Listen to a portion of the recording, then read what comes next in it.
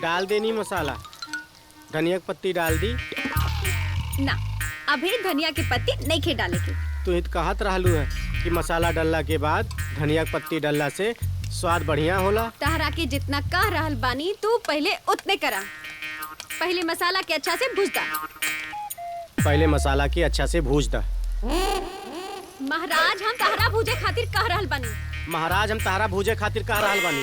तहरा के जितना कहले बानी चुपचाप पहले उतने करा, ना तू उठा के बेलना अभी तहर मुंह तोड़े हम। तोरा के जितना काले बानी ना चुपचाप उतना करा, ना तू उठा के बेलना तुहार मुंह तोड़ दे। रुका तू। इला हो गई तहर मन के मुराद पूरा। हाँ इला हो गई ने तोरे मन के मुराद पूरा है।